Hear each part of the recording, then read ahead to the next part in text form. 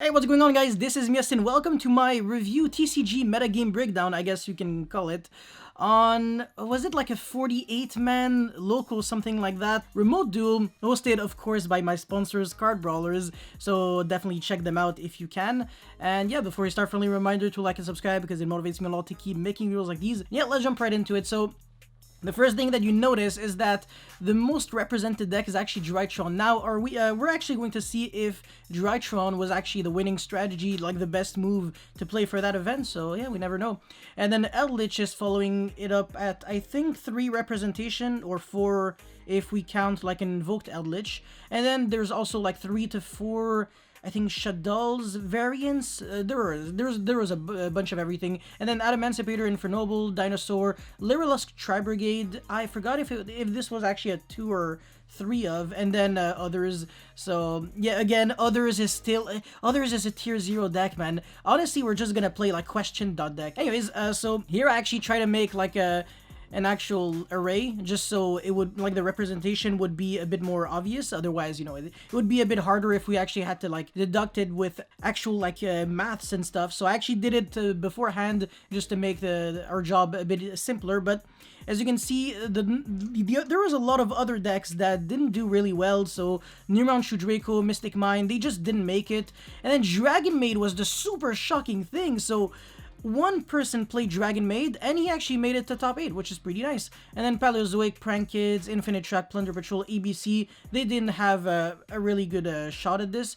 Subterror, again, one player played Subterror, and he made top 8, and he made top 4. So this is what this array is actually showing. And then of course we do have Pure Zoodiac, which I'm kind of shocked to only see one person play it. Dragma Trap Shadal, again, this is actually a really good deck. I would expect more people to play it, and I would expect it to kind of have some representation here in the top 8. Then yeah, Shadal Dinosaur, Invoked Eldlich, as I said, 2 Unchained players. So I don't know if Kevin was a part of this, but he's pretty much the best Unchained player I've ever seen, and he constantly gets like first, second, whatever, top 4, top 8 at anything he attends with Unchained, so he's pretty much the Unchained god. That also a lot of games that he live streams on his Twitch are with Unchained, I think. I don't watch live streams, but yeah, he's pretty good. And then yeah, Phantom Knight, again, no representation after that on top 8 and top 4. I mean, conversion, sorry. Infernoble was shocking. 2 players actually played it, and one of them made top 4 and top 8 and then top 4. And you're gonna see actually Infernoble is gonna surprise you. The Dinosaur, again, 2 players. One of them made top 8 but didn't make it to top 4. Salamangreat 2, but nobody really did well. Lyrilusk Tri-Brigade, I don't know if this was actually played at 2 or 3 of. I kind of have to check, but I'm pretty sure it's Lyrilusk Tri-Brigade. I'm pretty sure. Because on the actual sheet that I received, it said bird up, but I don't know what bird up means, but yeah. Virtual World, this is actually the most shocking thing in this whole TCG metagame. The fact that Virtual World is represented by 2 people only. 2 people played Virtual World, none of them top whatsoever. So that's ridiculous. Adamancipator, 3 of them played it, because it's honestly, it's especially that it's a hype. A lot of people are actually playing Adamancipator out of nowhere, but one of them made top 8, which is great, yeah. Shadal, I don't even know what Shadal means. I don't even know what this is, because it's not Dragma Shadal, and it's not the trap variant, so I don't think it's like invoked Shadal, otherwise I would have mentioned it. Maybe it's like a combination of a lot of variants, because there's no such thing as just Shadal. It doesn't exist. It's just not really a deck, but yeah. Zoodiac Eldlich. Yeah, I mean, 3 people actually played the deck. One of them actually made it to top 8 and top 4. And then Drytron. Now, 2 of them out of the 9 made it to top 8. So that's actually kind of a bad representation, 22.22%. And then only 1 of them made top 4. So that's actually the worst representation. But to be fair, one thing that I can say is the fact that this is actually a pretty normal ratio when the sample size is much higher. For example, now you might be like, oh yeah, but Subterror is the best deck in the game because it has a 100% conversion rate. Well, again, sample size of like 1. There was 1 player who played it, and then, you know, if he tops, then of course the number is going to be 100%. But when a lot of people play Drytron, the number is always going to be lower, except if, of course, it's like a tier 0 obvious deck, like in Zoodiac or Spiral format, where a lot of people play it, but at the same time, the conversion rate is ridiculously high. But yeah, none of that here. Drytron, pretty disappointing results. Not a single deck was actually represented more than once in the top 4. And only Drytron was represented twice in the top 8. So pretty shocking, honestly. And out of every deck that I can see, the most respectable, maybe Zoodiac Eldlich? No. Adamancipator, I wouldn't think so. I wouldn't think Adamancipator would be the play. Noble really surprised me here, being able to, out of just 2 players playing it, top 8 and top 4 and something else. And then, yeah, Dinosaur, I mean, it completely fell off in popularity, Subterror, blah, blah, Dragonmaid. Now let's actually go into the deck list, because this is pretty interesting. And again, a huge shout outs to Cardbrawlers for not only sponsoring me, but also hooking me up with this beautiful magnificence. So yeah, the Dragonmaid deck list, pretty similar to the OCG for the most part, except that he's playing way more trap cards. So 3, I think that's Chamber, and then 1 of each of the dragons, then 3.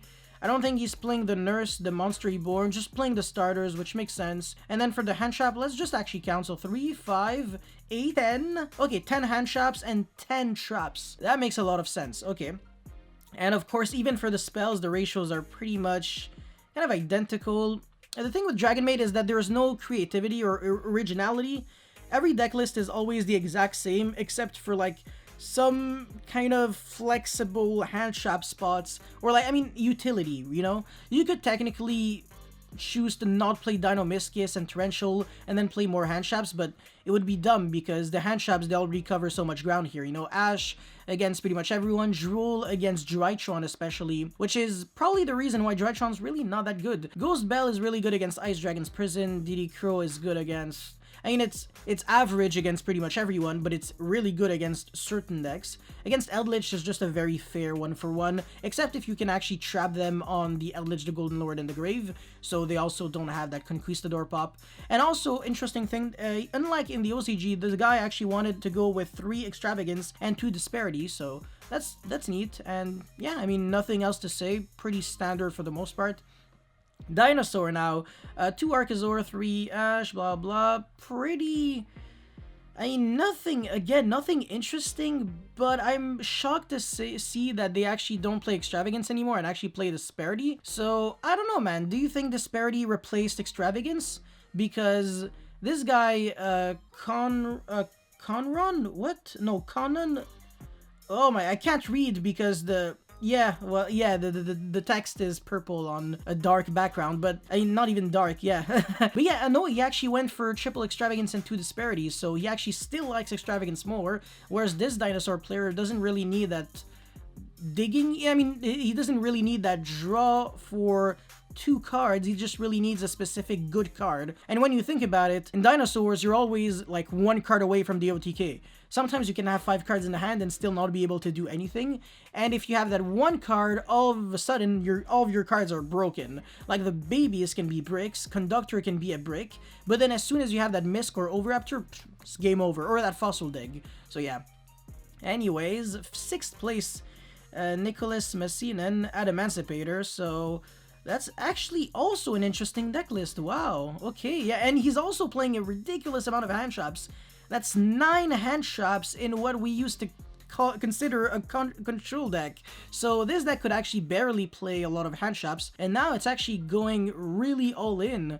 So, wow, okay, yeah, it doesn't play Extravagance though, it plays Desires, which makes a lot of sense because literally everything in the deck is a 3 of. He's playing Elmirash, so that's actually a really nice thing because when you have that Dragite, the little crystal, not the Synchro, and Adamancipator Sign, there's actually a really cool combo where you can draw a card that you stacked with the signs.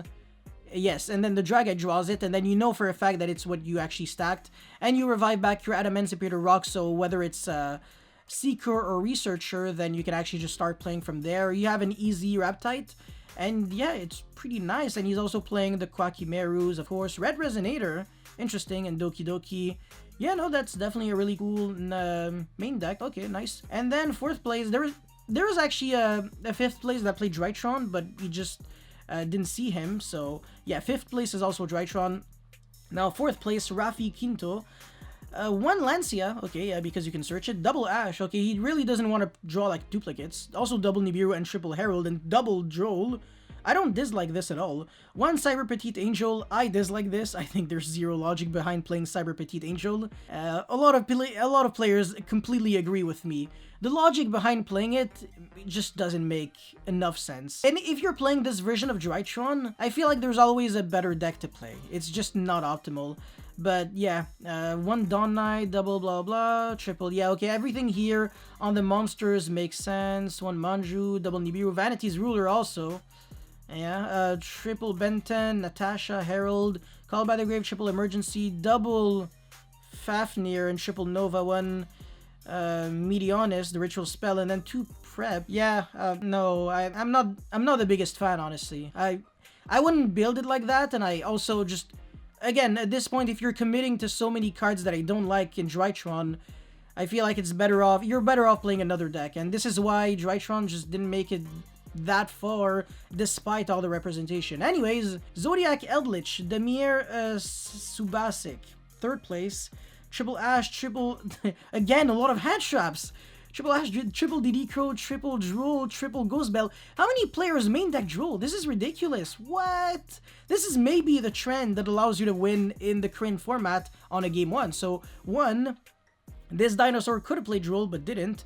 And then 2, 3, 4, and it's probably going to be even more than that at the end. But yeah, at least half of the top 8 play Droll and Logbird in the main deck. That's ridiculous. Anyways, yeah, 2 Eldlich, the Golden Lord. Again, you only need 2. Blah, blah, blah. Triple Ghost Bell, so that's 12 hand traps. No Imperm, no Veiler, blah, blah, blah. 2 Ram, 2 Thoroughblade, 1 Viper. With triple Tenki, that's, again, the one thing I don't like. I would have played 2 Tenki if you're committing to a small engine, because Tenki is that one card that can kind of be a brick. Whereas the Zodiac monsters, it's never really a brick except if you draw like, I don't know, just 2 Ram, or like 1 Viper, 1 Ram. But if you have like Thoroughblade and other Zodiacs, then it's pretty good.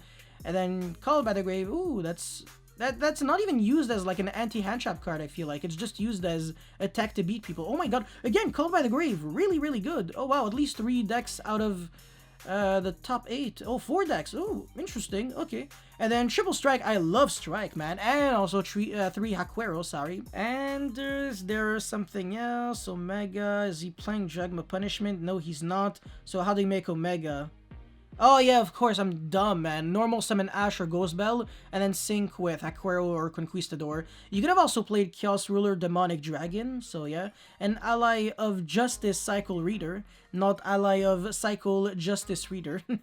I messed up in my last video. Of course, Nibiru, Cosmic, Forbidden Drop, Anti-Spell, blah blah blah. Pretty, I mean, vanilla, honestly. I mean, it's not like the most unique deck out there, but it definitely doesn't suck, and this build is, you know, it gets you there. It's really cool.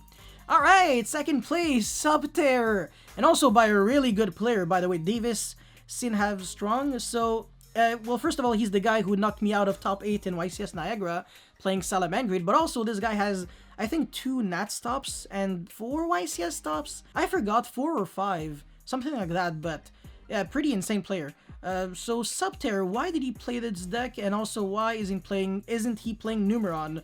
Pretty interesting, let's find out. So 3 Ash, 2 DD Crow, 2 Nibiru. Ooh, he's actually committing to Umastrix. Umastrix, triple Phoenix, triple Guru, and 1 Archer, Called by the Grave, 1 Cyclone, but there is no Cross Out Designator, so that's one of that you need to draw. 1 Harpy's Feather Duster, 1 Duality. Okay, yeah.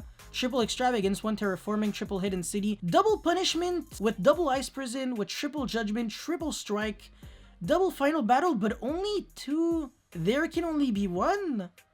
I mean, the thing is, again, there's always a good logic behind playing like 2-ofs and 1-ofs and lower ratios of cards that your deck can already...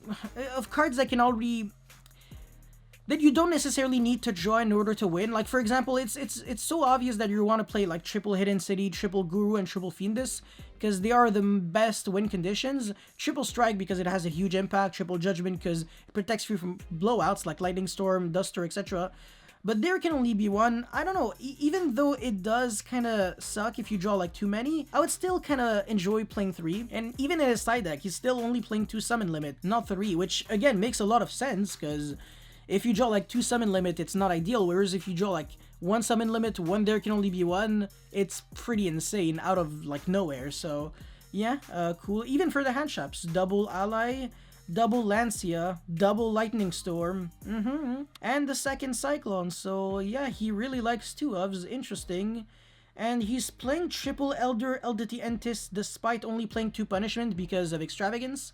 And also, if your opponent actually goes for Maximus Dragma, then they get a heavily punished. You also have, yeah, Wind Pegasus and Ignister. So essentially 4 targets. Omega is also kind of a target, you can say. So that's 5 targets, and then the rest are just Link monsters. Yep, I think all of that makes sense. He's not playing Crackdown, though. I don't think he needs it.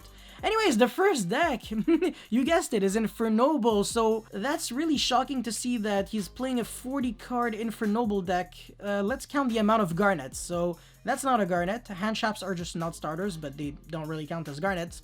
Deskbot 1 is Attack a Tumborg. Wait, hold on. That's a really good card. Why are you only playing 1? Maybe I'm missing something. Yeah, sure, 1, I don't know, that's Renault, that's Roland, that's... Oh yeah, that's a Garnet for sure. Not Tetherwolf, what the heck? My god, something, yes, Mecha Phantom Beast that summons 2 tokens. Triple Connector, 1 Dolphin. Ah, okay. 1 Plex Spreader, triple Red Layer, yeah, of course, Red Layer is broken. 1 Ancient Cloak, 1 Silent Boots, and double of this guy. Ah. Yeah, I mean, he's a 1 card, he's old, so it definitely doesn't not make sense. And he's also playing the Shade package. So, yeah, I mean, honestly, this is such a good card.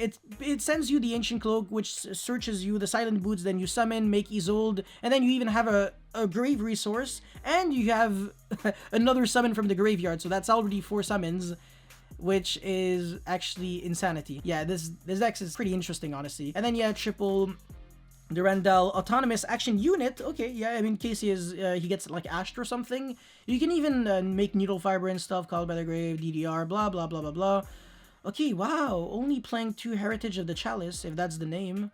And then Living Fossil, Rhoda, yeah, hand trap lineup in the side deck is crazy. 9 hand traps in the side deck, while he's already playing 6 in the main, so that would be like 15 against Drytron. Oh, no, you wouldn't, yeah, you would probably cut Nibiru against Drytron. It's not ideal. And Lancia is also not really good against Drytron, so yeah, you would play 12 hand traps. Like the Ally, the Droll, Ash. Oh yeah, no, I'm sorry, that's 9. Except if I said 9. I'm really stupid. Anyways, Harpy's Feather Duster, Lightning Storm, Twin, 1. Okay, 1 Twin. And 1 Red Reboot. Okay, yeah, sure. I mean, that works, I guess. I have never heard of this guy, though, before, so that's interesting. I think the only player I know here... Oh, wait, no, sorry, I know 2 players. William Mello with Dinosaurs. Actually, yeah, he's, this guy's freaking nice, by the way. So, wow. I know he's really dedicated to Dinosaurs. So, yeah, really cool to see him actually do decent with the deck. And, of course, I know Davis. Again, like a really good Montreal player, so yeah, moral of the story, just play whatever you like, because if you just fall into the popularity trap of Drytron, maybe this is what's going to end up for you, and unless you're extremely good, you're just going to end up like the 7 out of 9 who just didn't top, so that's basically like 80% of the Drytron decks. However, if you play a deck that you love and that you're good with, like Subterror, Dragonmaid, even Infernoble Dinosaur, or to a certain extent Adamancipator and Zoodiac Eldlich, well, I mean, you're at least getting rewarded in your conscience because you were able to do well with a deck that you liked. So that's all I had to say and talk about for this TCG metagame breakdown. If you guys have any comments or feedback, let me know in the comment section below. Don't forget to like and subscribe because it motivates me a lot to keep making videos like these. And that's pretty much it. Thank you for watching. I'll see you next time. Peace.